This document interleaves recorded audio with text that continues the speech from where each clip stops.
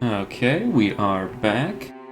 We are right up in this little area that should look familiar. We actually started the game over here, except the staircase is looking a little destroyed right now, so can't really do a whole lot there. So that's actually a dead end, unfortunately. I know, what a tease I am. So where we actually want to go is the clock tower in the middle of the map, so I will meet you all the way back over there. At least I think that's where I have to go.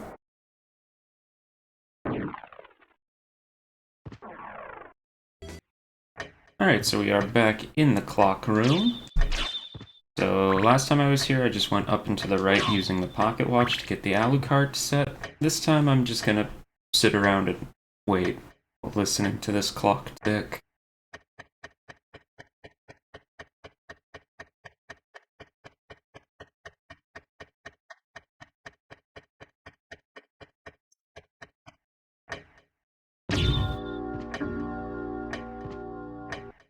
Alright, so after waiting what felt like a million years, we can now go up this way and collect the life max up. Hooray!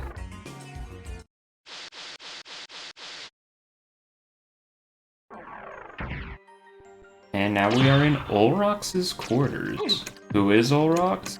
I don't know. Some guy, apparently. Important enough to get his own area, at the very least. Rings, get out of here. Continue on up this way here.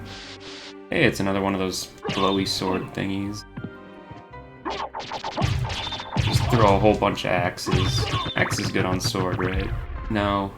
Axe is good on spear. Gotta remember my weapon triangle.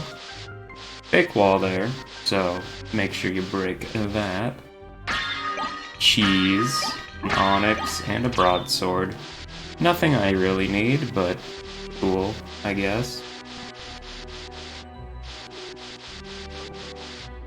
Not gonna bother with you again. Ooh, I don't need that. What is through here?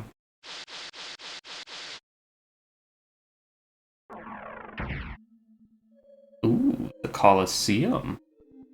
I much prefer this area. Let's see. Blade soldiers. Don't seem very threatening. Ooh, that's a relic. You know how we say about relics, we want them. Ooh, Blade Master, he's gonna slide kick on ya. Still dies pretty quick though, so no worries there. Ow. Let's see. I'm very forgetful about this one in particular.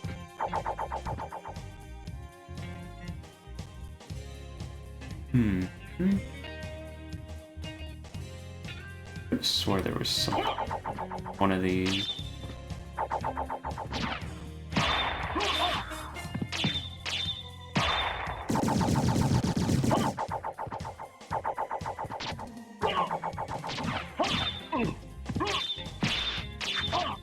Ow.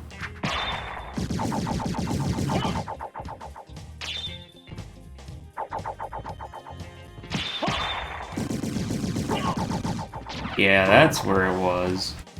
There's a fake ceiling up here. But we're just gonna have to remember that for later because we can't actually get up there. That is probably the room that I missed every time I played this game. But thankfully it's now marked on my map, so hopefully that means I won't forget it this time, like I do every other time. Anyway, we want to slide right over here.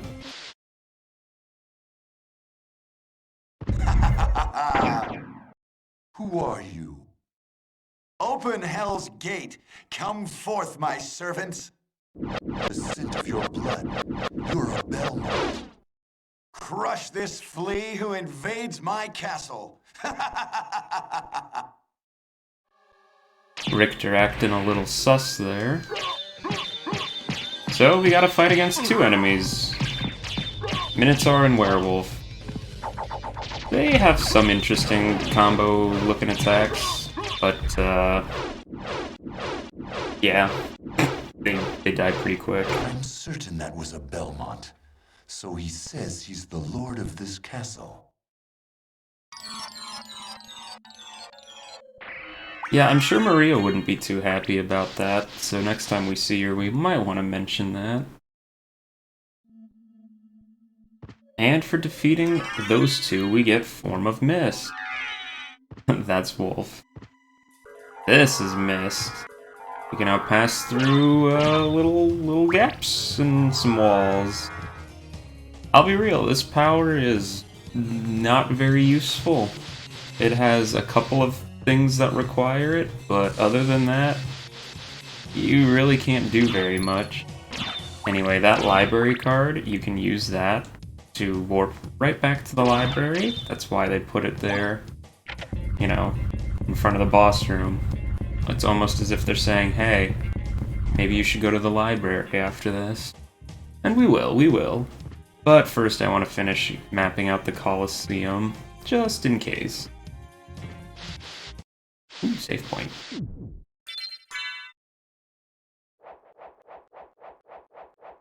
Because hey, there might be something good here, who knows?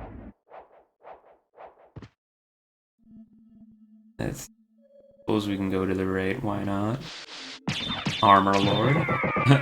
I remember when I beat one of those to get the Jewel Knuckle. That was a while ago. It was a lot harder back then, too. Ooh, those Valhalla Knights, they are actually kind of annoying. They do good damage and knock you really far away. Definitely treat them with care. Like a little elevator, don't need that. Get out of here.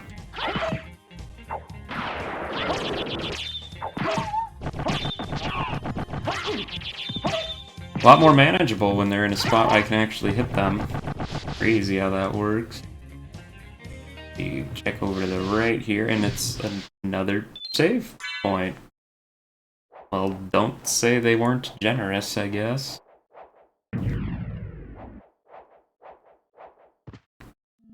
Where were we? Oh yeah, gotta go down. What do we got over here to the right? Whole bunch of skeletons. Now, there's quite a few sub-weapons in this room, so if you ever need to pick some up, this isn't a bad spot to go. Of course, really, I think the axe is the only one there worth anything, but at least you get options. Ooh, that's a big one. Hello, guy. Hunting girl, get out of my way. You and your weird star-shaped slashes. This grisly room contains the Blood Cloak. When you have this Blood Cloak equipped, well, converts damage to hearts. So whenever you take damage, you get hearts back. It's actually not too bad. I mean, it has slightly worse stats than the Crystal Cloak, but I think that the benefit kind of outweighs that, especially if you like using sub-weapons. Who doesn't like using sub-weapons? Well, I mean, I don't use them nearly as much as I probably should, but doesn't mean I don't like them, I'm just forgetful. You are such a hard enemy to actually hit, you know that? Continue back over to the left. Whoop. These Valhalla Knights are the worst. Seriously, hate them. If you're ever gonna get knocked back out of a room you just entered, it's because of those guys. Every time. Without fail. They actually do pretty good damage too, so kind of shocking. See if we go over here. Mr. Gravekeeper, I'm sorry, but I would like whatever item you're hiding. Green tea. That is exactly what that is, and nothing else. Owl Knight. He's a man who shoots an owl at you. You take out the owl and he becomes incapacitated with grief. Yep, they put that in. Yeah, it's something. It's a neat little attention to detail, but really it just makes for a very, very easy enemy. I know what's in that room. I'm going to heal. Yeah, well, most enemies are still doing very little damage. There's a few that can still put on some pain. Those musket men being one of them with their 28 damage. Ouch.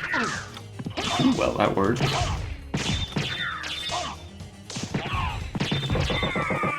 Oh, baby. There's it is. One we've all been waiting for. The shield rod. The best weapon in the game. And I am not even joking. So it actually gives you defense just for equipping it, which is really nice. It also has, you know, +1 damage, so that's cool. It's a little slow, you know, nothing spectacular. You can shoot out this thing. It doesn't do much. I think it blocks projectiles. That's about it.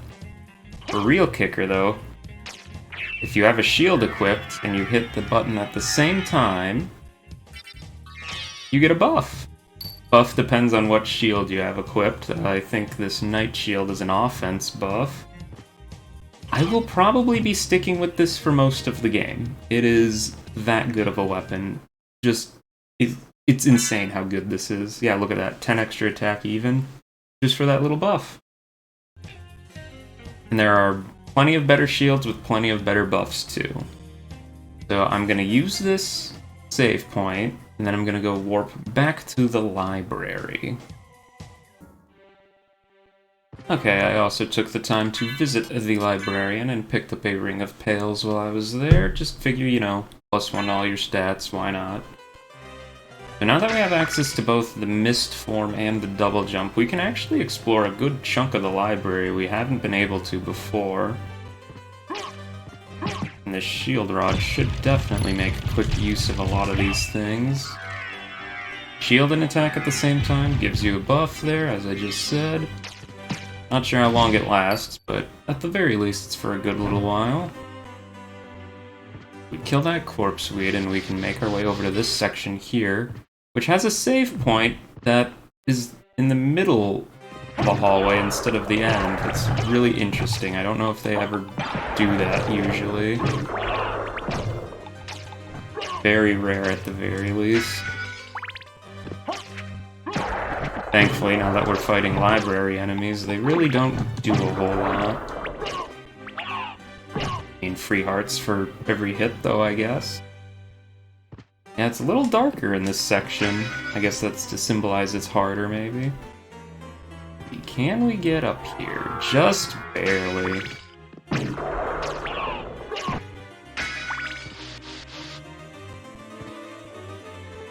Break that candle, get the stone mask. Ancient ceremonial mask, it gives you intelligence. I don't care. Pretty sure you can sit in these chairs, right? Yeah, I don't think they do anything though, so nothing funny for these ones, but there's that as an option. Now, just keep running against this bookcase and you can move it. Pick up a topaz circlet and the holy rod. Now, holy rod is actually a really good weapon. Like, I know it doesn't look like it because I have the shield rod, but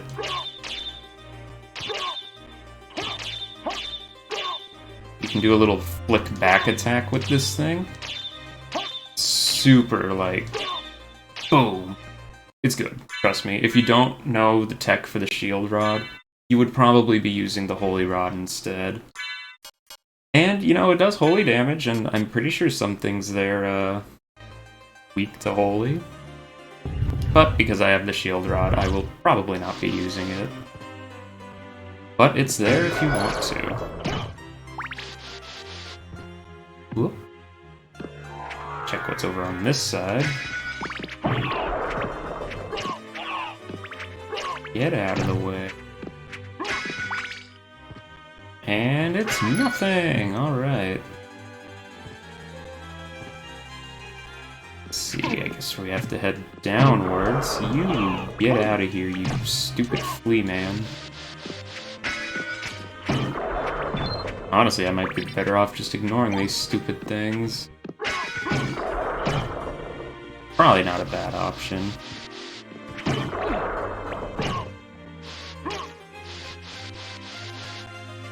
So in here, let me just get my buff pre-applied.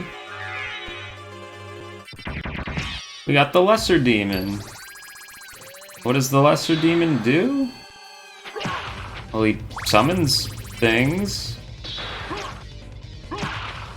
Yeah. What a very scary enemy this is.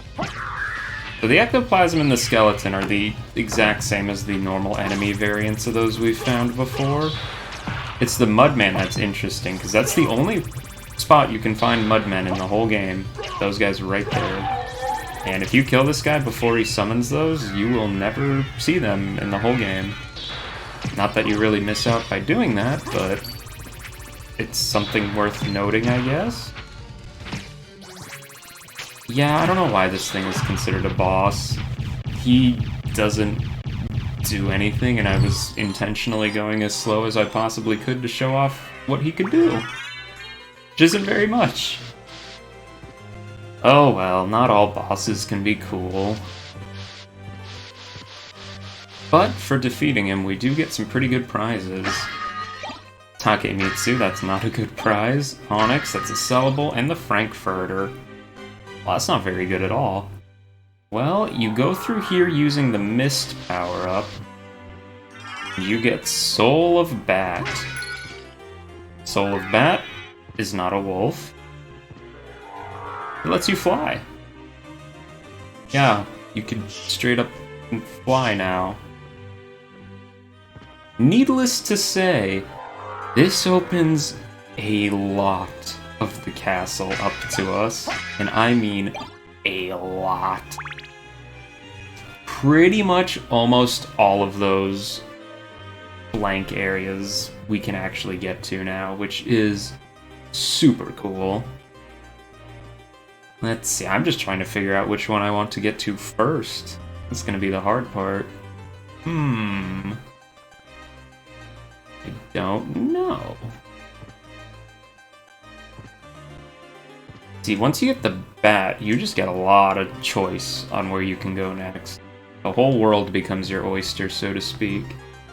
Not that I'm really a big fan of oysters, but I mean, the expression's nice at least. Well, I suppose first on the agenda will be just clearing out the rest of the library. Yeah, that's a little technique you can use. Avoid every enemy just by flying over the top. If you want to do it. I don't know. Bat move's kind of slow, so really, who knows if it's that much faster than killing them all, but it's there. Oh, you've respawned. Of course you have. So with the bat, we can actually now make it up to even higher in the library. Which gives us an anti-venom, a potion, and the fairy card. Now, the fairy is a relic that you actually have to toggle on because it summons a familiar. Thank you for giving me life. You're welcome. So there are a few different familiars in the game. I believe this is the first one that you actually get access to. She doesn't do a whole lot. She can use some support items for you in certain situations, but she doesn't actually like help you combat-wise as far as I remember. But I guess she's better than nothing. Anyway, I am going to figure out where exactly it is that I want to go next. And while I do that, have a nice little jump cut. Alright, I made my decision. I figured where better to start than, well, the start. This is the room we actually started the game in. I know, that was quite a while ago. Not like we can actually leave out the front door or anything, though. So, big sad there. Now, there's these candles here. You break that one, and there's always 4 hundo in there. Cool. Not that I think that's a really quick way to grind, but it's there. This one has 1,000 in it, I'm pretty sure, but we can't break it yet. Life max up here, and Power of Wolf. Now, what does Power of Wolf do? Well, I'm actually gonna have to transform into Wolf real quick. Let's see, is this the one that lets you run really fast? It is. No, it doesn't look quite right, but that's my PlayStation doing that, not me. PlayStation, yes. It's a neat ability to move quickly, but you do need long tracts of land that are flat, so it's very unlikely to get used. Now, let me see if I remember this. That you fly in as bat, and then leave as wolf? Is that how it works?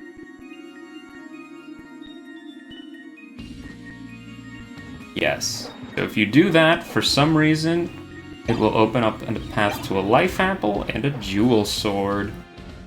How you are supposed to know to do that? I have no idea. The life apple, your fairy can heal you with it. The jewel sword is a very interesting weapon. It's really slow, really sparkly though, but it has one very, very useful effect.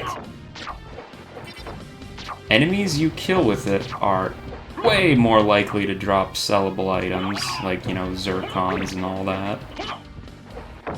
Usually it's not going to be anything super great, but every now and then you might get lucky.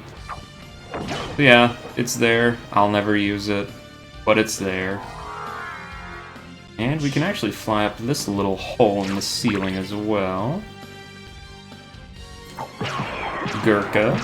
Don't want anything to do with anything called a Gurkha. Jerk. You have a lot of HP, oh my goodness. Blade. Not very threatening, are you? Die already. As much as it might look like it, that death animation does not actually damage you, so that's good. Holy water, we don't need that. Long little staircase to nothing here, it looks like. Come on. The Holy Mail. What does that do? Strong versus holy attacks. There is very few of those in the whole game, but I mean, just the raw defense is better than the gold plate, so I'll equip it just for that reason alone. And weirdly enough, this room here is actually a save point. I have no idea why this save point exists. It is very out of the way and very pointless. But it's here, I guess? For some reason. Anyway, I'm gonna figure out another spot I want to go with my bat powers.